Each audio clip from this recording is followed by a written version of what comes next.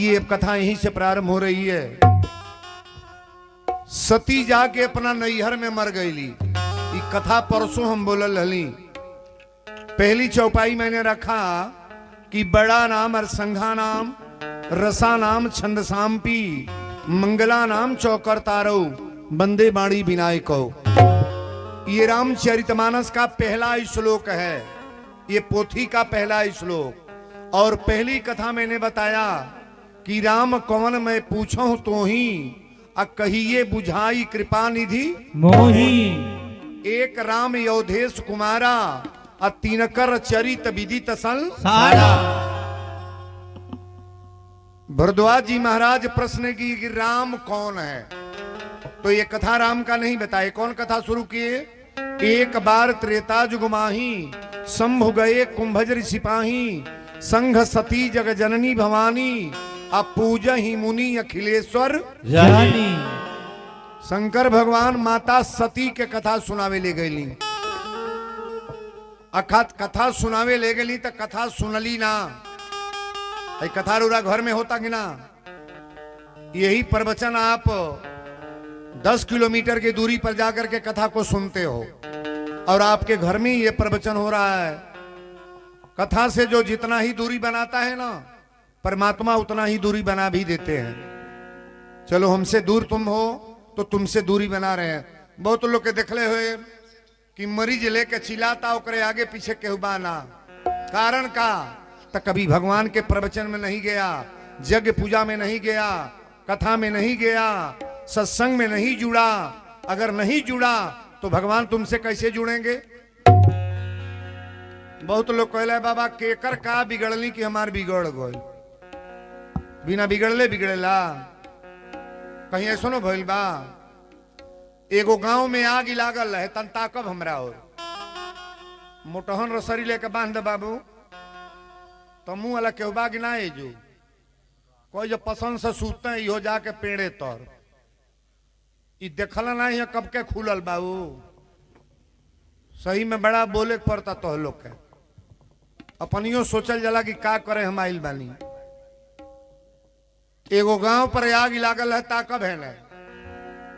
आग लागल है तो पूरा गांव बल्टी के बल्टी गगरा के पानी लोग फेंके, आगी बुतावत रहे। एगो गौरैया चिड़ई अपने ठोड़े में पानी उठावे, आई पानी लेके जाके वही आगी में गिरावे।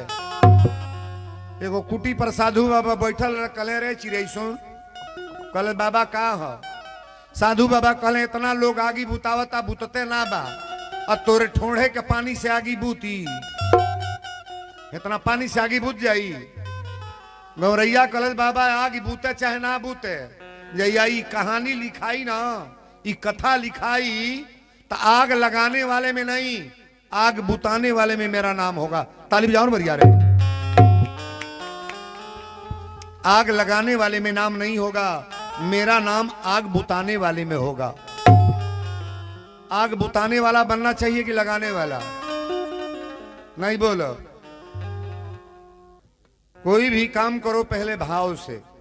अगर भाव नहीं है, भाव से भगवान सेवरी का बैर खाए, भाव से अजामिल का साग खाए, भाव से केवट से पैर धोआए, भाव से विभीषण को राज दे दिए, भाव से द्रौपदी के साड़ी में आए। अरे अगर भाव है तो भगवान है, अगर भाव नहीं तो भगवान है कहां? कथा यहीं से प्रारंभ हो रही है। सती जाके नैहर में जब मर गईली तो तुलसी बाबा लिखले कि मरत सती हरिशन बर मांगा, जन्म जन्म पद शिव अनु रागा। सती जाके नैहर में मर गईली, शंकर जी कैले का जब से सती जाई तनु त्यागा, तब से शिव मन भयऊ विरागा। भगवान शंकर जी बैराग ले ले। और जब बैराग ले ले तब भइल का पृथ्वी पर तारका नाम के राक्षस तैयार हो गई। अब कथा प्रारंभ हो गई है, गौर से सुनो। पृथ्वी पर तारका नाम के राक्षस तैयार हो गई। तारका सारा देवता लोग के भूजे तरपावे मुआवे लागल। सारा देवता लोग त्राहिमाम त्राहिमाम त्राहिमाम कह के ब्रह्मा जी के दरबार में गए लोग। ब्रह्मा भी जी पूछली कि काहे तो लोग परेशान बढ़। देवता लोग कहले सती जाके नैहर में मर गईली, आई बौरहू आंख मूल ले बानी, ये पृथ्वी पर तारका नाम के राक्षस तैयार बा, हमनी के सबके भूजाता मुआवता तड़पावता। हथवा जोड़ के ब्रह्मा जी से कहल लो, आरी हाथ जोड़ी पूजी ले चरानावा ए दीनानाथ असुनी ना कहनावा। हाथ जोड़ी पूजी ले चरणवा हे दीनानाथ सुनी ना कहनावा। हाथ जोड़ी पूजी ले चरणवा हे दीनानाथ सुनी ना कहनावा। सही नहीं जाला पाप तरकसुर के उत्पाद। सही नाही झाला, सही नाही झाला, सही नाही झाला पाप तारकासुर के उत्पात। ए हमनी पर लागल गरहनवा ए दीनानाथ सुनी ना कहनावा। हमनी पे लागल गरहनवा हे दीनानाथ सुनी ना कहनावा। हमनी पे लागल गरहनवा हे दीनानाथ सुनी ना कहनावा। बोल दी ब्रह्म देवता की जय। सगरी देवता लो ब्रह्मा जी के दरबार में गईले, कले सरकार शंकर जी समाधि में बानी, आज सती जाके नैहर में मर गईली। ब्रह्मा जी पूछली का भइल ह? आ तो पृथ्वी पर तारका नाम के राक्षस तैयार बा, हमनी के सब जनी के मुआवता तड़पावता भूजता। ब्रह्मा जी कहली एगो कार्य करे लोगे, जाके पहले शंकर जी के ताकावे लोगे। शंकर जी ताकब तो पार्वती से शादी होई, अब पार्वती से शादी होई तो कार्तिकेय के जन्म होई, आ कार्तिकेय के हाथ से तारका के बध लिखल बा। देवता लोग कहले दादा ई बीमारी तो बड़ा बड़हन बा, पहले ई विचार बा कि बौरहू के ताकाई के। शंकर जी के जे ताकावेला जिएला कि मरेला, बोली ना। रौरा इलाका में शिव चर्चा होला कि ना? कोनो गांव पर ना होला, होइबे नहीं करेला। तब बहन कई बोला तारी लाम नियर होला रे, जौना गांव पर शिव चर्चा ना हो कोनो घर गांव हो, शंकर जी की कथा ना होके। अच्छा तो शिव चर्चा में पहले के जगावल लोग गवाला ही गीतिया ना, जागा जागा महादेव अग्नाई गवाला, पहले ही न गवाला। शंकर जी के जे जगवले बा उ पहले जाग गइल पहिलवे। शंकर जी के जे तकावल उ पहले में गइल, खइल त गइल। ब्रह्मा जी से कहलो कि बौरहू तकिहे कैसे, त देवता लोग कहले कि कैसे तकिहे। ब्रह्मा जी कहले चल जा लोग कामदेव के लोग, आ कामदेव से कह दिया कामदेव चल के महादेव जी के तका द, आ कामदेव चाहिए तो शंकर जी ताक दी है। कामदेव के लग गई लोग, कामदेव से कह लो कामदेव चल के शंकर जी के तका द। कामदेव कहले हम ना जाए, तो कहले के पहले हम ही ताक दे। देवता लोग कहले चलब कि ना, कहले ना। आ जब ना ही कहले तो देवता लोग कहले मुक्का मुक्का मार के बैठाई दे जाइए। कामदेव कहले तो लोग हाथ से ना मर, माइक ले दिया सिटी टन दे, तोहन लोग के हाथ से ना मर, अगर मरे के बाद तो बौरहू के हाथ से मर। कामदेव गईले ताकब हमरा, कामदेव गईले आमे के पेड़ पर चढ़ के या पत्ता में छिप के आई है काम के बाण तल्ले। एगो बाण शंकर जी के छाती पर धाए दे, मरबे तो कइले। आ जेऊ मरले तो शंकर जी के तीसरा नेत्र ढाए दे खुल गई। शंकर जी के कोगो नेत्र हो, कोगो क्यों नहीं जानता हो? शंकर जी के 3 गो नेत्र हो, त्रिनेत्र है ना। हम लोग के लगवा 3 गो नेत्र बा, 2 गो तो खुलता, एगो खुलते नहीं है। ये 2 गो खुलता है, 2 आंखी से ताकल जाता है, आँख खुलता केहू के आँख खाली पोतल ही के फेर में बा, के कर बिगाड़ दो, कैसे रिसिया जा, कैसे फूल जा, ये कुल करे बा। बोलो सच्चे दरबार की जय। कामदेव कहले जब मरले बाण तो शंकर जी तकल है, आ जेव तकले सजी लाइट गल भक दे, कामदेव जोरी के मर गई। आ कामदेव जब मर गई त कामदेव के मेहरारू के नाम हर रती, का नाम बा? रती। रती कली हे भोलेनाथ, सबकी मांग में सिंदूर भरी ले, जेकरा बेटा नहीं बा बझनिया के बेटा दे ले, आ हमरा मांग में सिंदूर रहते हमके विधवा बना देली। शंकर जी कहले देख तोरा पति के हम ना मरली है, मरले बा हमके ऊ। शंकर जी के पहले ऊ मरलस कि शंकर जी मरले? लोगवा जौन बर्बाद होता है अपनिए होता। देवियों देवता के लोग मजाक बुझता, शंकर जी का मजाक, हनुमान जी का मजाक। इतनी पर नवरातन चढ़ता न, दुर्गा जी का मूर्ति धरा जाता, 9 दिन पूजा होता, अजहिया माई के दहवावे जाता लोग। मरल मृतके न कहल जाई, अपना माई के लाश लेके जाइल जा तो फुहर फुहर गाना बजावल जाई। इन पर हमनी के गांव में का होता, वो असली गाना बाजाता, वो नाचता, लोग 3-3 करता, हतना हतना अबीर फेंकाता। गलती बोलता नहीं हो। अच्छा एक बात बताओ, आज बड़ा बुरा समाज मुसलमान का है। हम लोग हिंदू हैं ना, पाकिस्तान की बात मैं नहीं बोल रहा, अपने वहां का बोल रहा हूं। हमारे भारत में भी मुस्लिम है कि नहीं है? नहीं है, भारत में भी मुस्लिम है। मुसलमानों को मस्जिद पर जाओ, 500 मुसलमान नमाज पढ़ते हैं, अब 500 जूता चप्पल बाहर निकालते हैं। कभी सुन ले बानी कि मस्जिद पर जूता चप्पल बिलाइल बा? सुने कोई कह सकता है? हमनी की यहां बियाह पड़ता तो, तिलक पड़ता तो, जोग होता तो, पूजा होता तो, वही मंदिर पर से चप्पल बिला जाता। नहीं बुझाता हो? तजिया उठा था मुसलमान कहता तो वो में दारू पी के कोनो मियाँ जाई, कोई जाएगा मुस्लिम? हिंदू समाज में दुर्गा जी जाता रही तो क्या होता?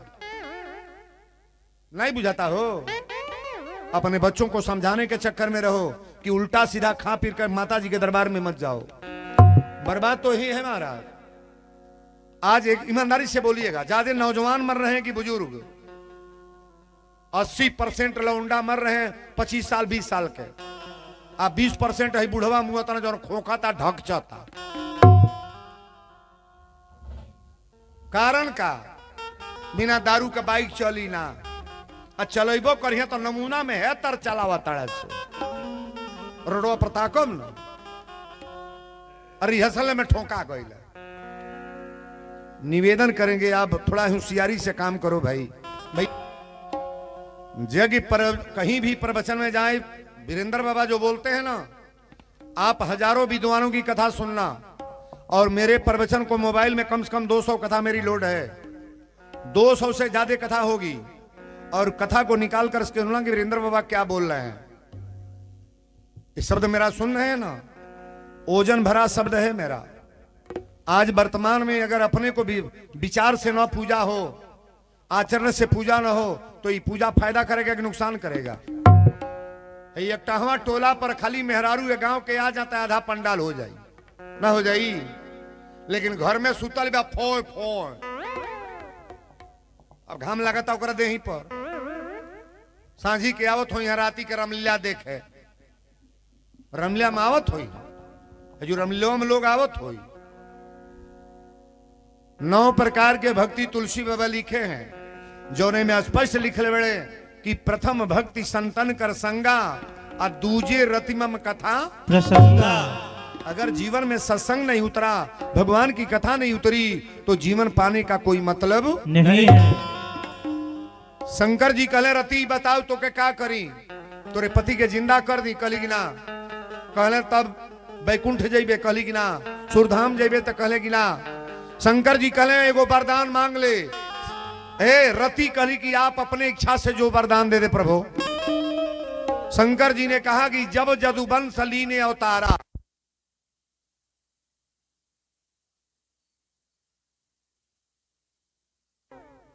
यादव लोग बुझा तक ना है बतिया। कन्हैया जी कौने घर के बानी? तो लोग घर के हैं भगवान। अपनी भगवान की कथा में आप कटौती करोगे तो काम कैसे बनेगा? जब जदुवंश ली ने अवतारा, भगवान का अवतार होगा द्वापर में। ये त्रेता की कथा है, लेकिन द्वापर की बात शंकर जी कह रहे हैं। द्वापर में कन्हैया का अवतार होगा और कन्हैया के पुत्र का नाम परदुम्न होगा। अगले जन्म में जो तब जब जन्म लोगी ना, तो तुम्हारी शादी परदुम्न से होगा। भगवान कृष्ण के पतो ही बनबे। मानस की चौपाई में बोल रहा हूं कि कृष्ण तनये होई हानि पति तोरा। कृष्ण तनय होई हनपति तोरा। कृष्ण तनय होई हनपति तोरा। कृष्ण तनय होई हनिपति तोरा। कृष्ण तनय होई हनपति तोरा। वचन न होई अन्यथा मोरा। वचन न होई अन्यथा मोरा। वचन न होई अन्यथा मोरा।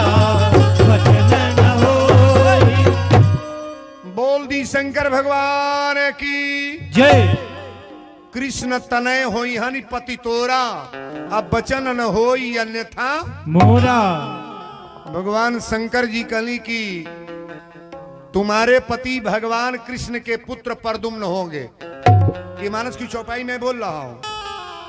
आप रामायण की कथा सुनने वाले लोगों से निवेदन है, आप मानस को सीरियल हम सजा रहे हैं, छोड़ छाड़ के नहीं, एकदम ओरिजिनल सीरियल बोल रहे हैं। ध्यान से सुनो।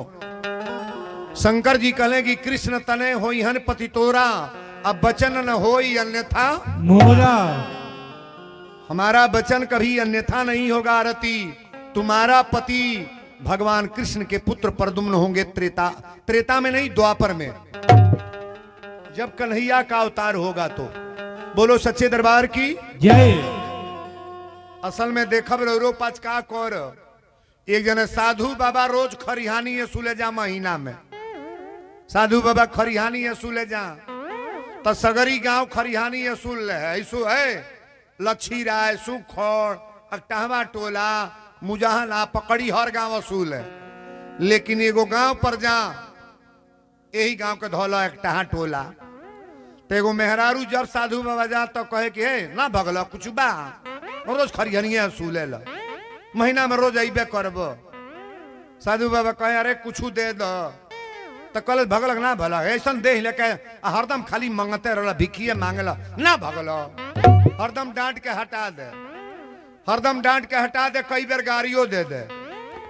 गांव के लोग कहले रे ए साधु बाबा काहे को करे घरे जाल, जब जाला तो गरियो दे ले या डटबो कर ले तबो जाला। साधु बाबा कहे जानी तो कुछ तो दे ले ना, नहीं खरिहाने दे ले गरिया दे ले कि ना। अच्छा जे गाड़ी देला वो अपन बनावेला कि दूसरे के?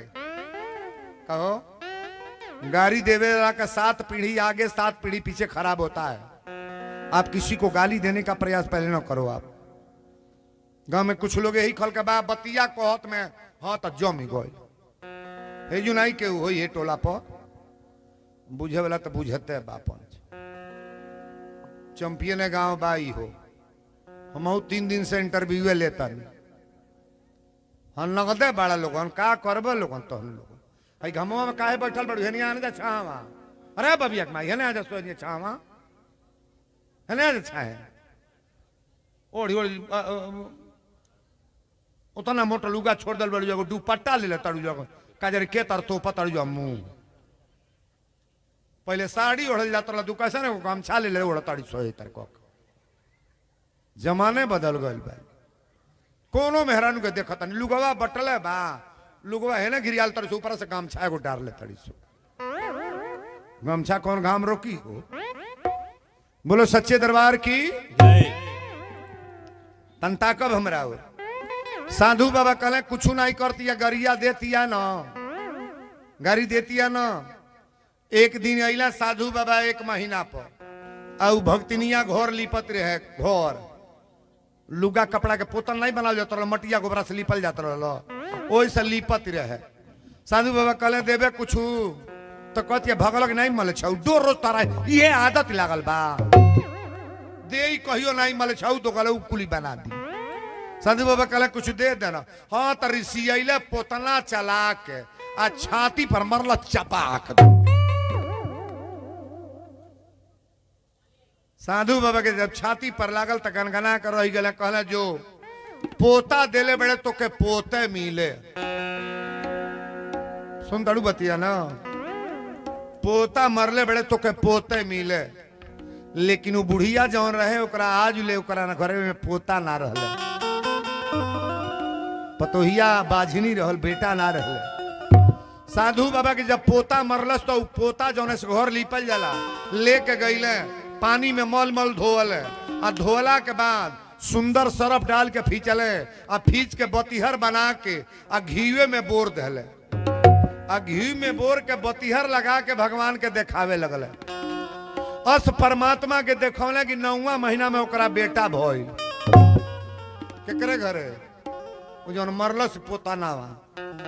साधु बाबा, साधु कभी आशीर्वाद देगा, कहले रहे कि जो तोरा पोता हो खो तो के पोते मिले। हाँ तो बाबा गईले तो जब देखल तो गोड़े पर कचाक दे गिरी गई। कहल बाबा रउआ जौवन कहीं प्रॉपर्टी बेमत रउआ गिरा जम दे दे। हम नहीं जान लगी साधु का गरियलहू में फल मिल जाला, अब मरले में औरी ज्यादा मिलेला। साधु का लोग इज्जत करता है बा, कहीं होता कोनो साधु गांव भर घूमी आवे के कोई ना कि हमारे घर रही लिट्टी भौरी लगा के खाई बा, के साधु का पूछे वाला।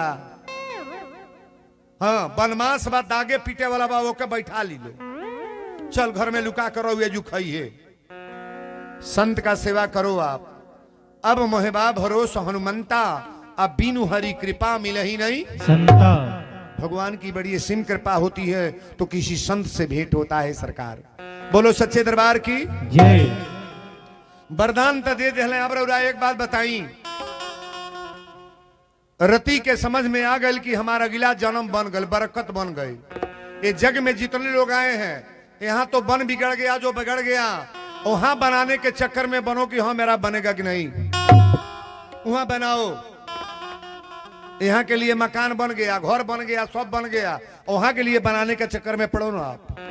साथ में मकान नहीं जाएगी, बेटा नहीं जाएगा, घर नहीं जाएगा, औरत नहीं जाएगी, वहां के लिए कुछ बना लो कि मुझे वहां क्या करना है।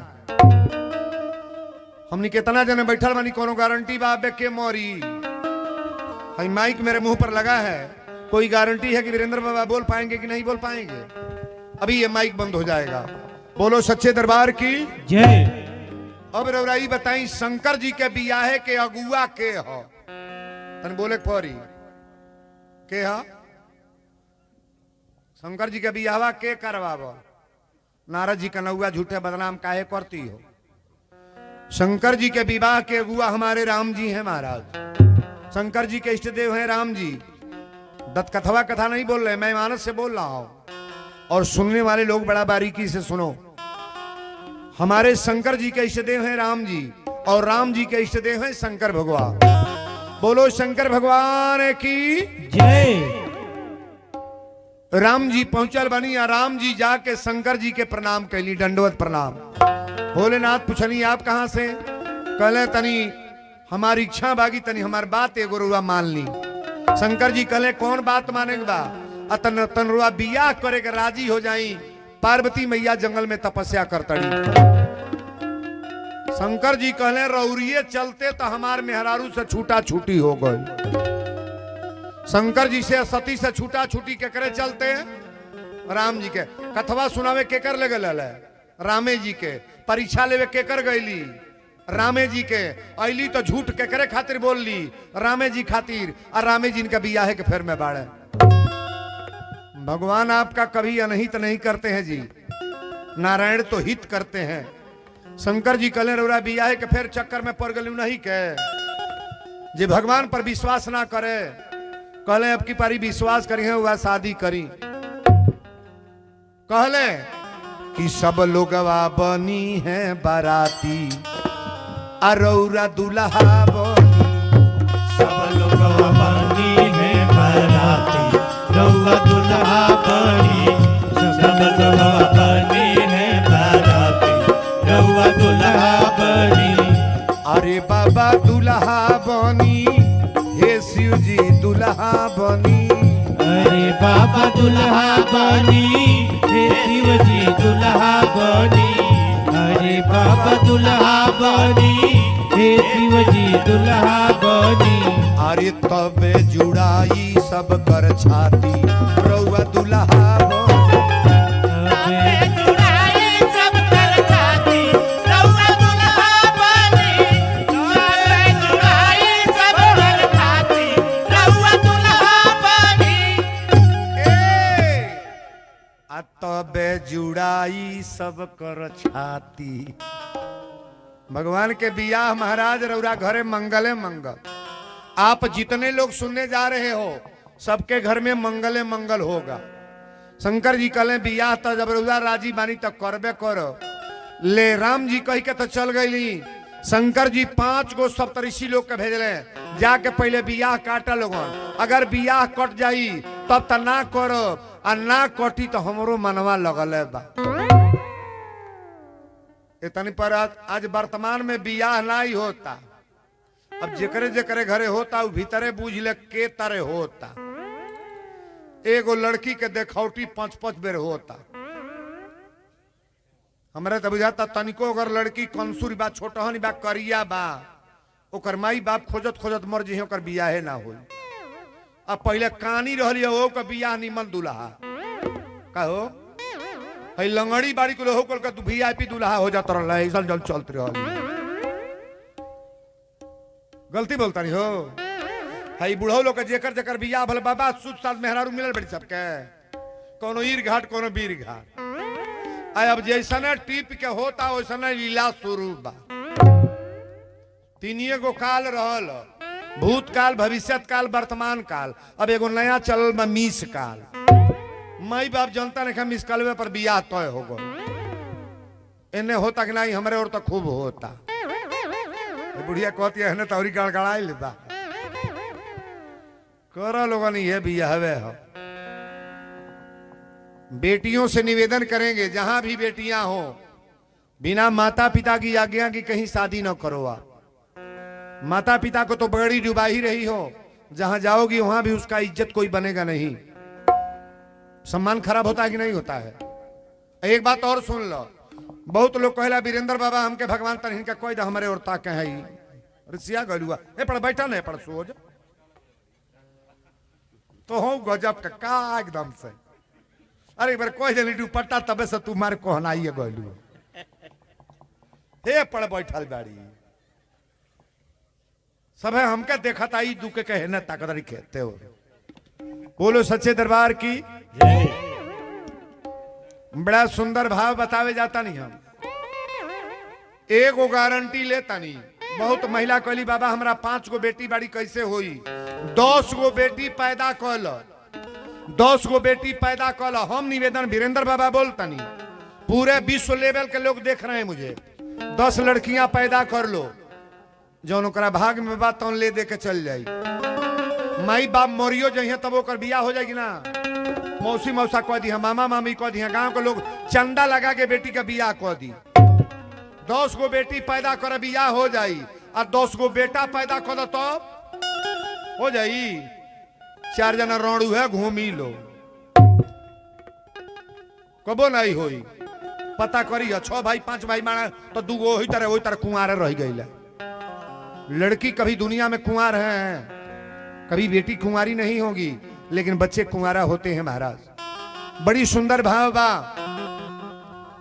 गई लोग सप्तऋषि लोग संग पार्वती मैया है ही तरह हाथ उठा के तपस्या कर तड़ी ओम नमो शिवाय ओम नमो शिवाय देवता लोग कहले देवी तपस्या छोड़ दो शंकर जी के माई ना बाप ना घोर ना दुआर कहाँ रहबू कैसे रहबू श्मशान घाट पर रहे लेकिन एक जनी देवता कहले का कि बूढ़े बर खातिर अरे ऐसा बर खातिर झूठे गौरा करेलू बूढ़े बूढ़े बर खातिर झूठे गौरा करेलू बूढ़े बर खातिर बर खातिर झूठे गौरा तब करेलू बूढ़े बर खातिर रहे के घर बा दुआर नहीं बा रहे के घर बा दुआर नहीं बा रहे के घर बा दुआर नहीं बा हम छोड़ी दूसर यार नहीं बा हम छोड़ी दूसर यार नहीं बा हम छोड़ी दूसर यार नहीं बा बूढ़े बर खातिर ऐसन बर खातिर झूठे गौरा तप करेलू बूढ़े बर खातिर बूढ़े बर खातिर झूठे गौरा तब करेलू बूढ़े बर खातिर झूठे गौरा तब करेलू बूढ़े बर सब ऋषि लोग कहले कि बियाहे के तपस्या छोड़ द तारा लायक दुल्हा ना बढ़े पार्वती मैया तुरंत डांट के बोली तुलसी बाबा चौपाई लिख रहे हैं जन्म कोटि लगी रगर हमारी जन्म कोटि लगी रगर हमारी जन्म कोटि लगी रगर हमारी परऊ शंभु न तरबु कुंवारी सिया राम जय जय राम राम राम सिया राम जय जय राम तजऊ न नारद कर उपदेशु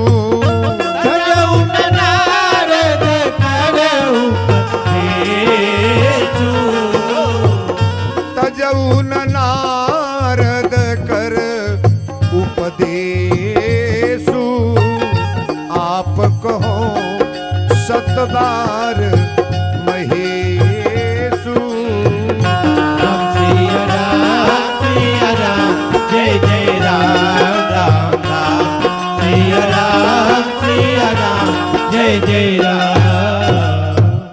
पार्वती मैया कहली कि तजऊ न नारद कर उपदेशु आप कहूं सतबार महेशु शंकर जी आके कहें कि बियाहवा नहीं करब तो बहन के पीछा छोड़ब ना हे भोलेनाथ रौरा बियाहे में जे जे आइल बा ओकरे घरे मंगले मंगल हो नाती के बियाह हो जा बेटा के बियाह हो जा भाई के बियाह भतीजा के बियाह बेटी के बियाह आ निमन बियाह करब चिकू रौरा बियाहे में सब लोग आइल बा आज मंगले मंगल बा सब ऋषि लोग कहले कि देवी अबो से बात मान लो पार्वती मैया कहली कि ना अरे कैसे कटी आ कैसे कटी अरे कैसे कटी हो गौरा कैसे कटी भिखारी संगे जिंदगी कैसे कटी भिखारी संगे जिंदगी कैसे कटे भिखारी संगे जिंदगी कैसे कटे कैसे कटी कैसे कटी कैसे कटी हो गौरा कैसे कटी ए अरे मदारी संगे जिंदगी कैसे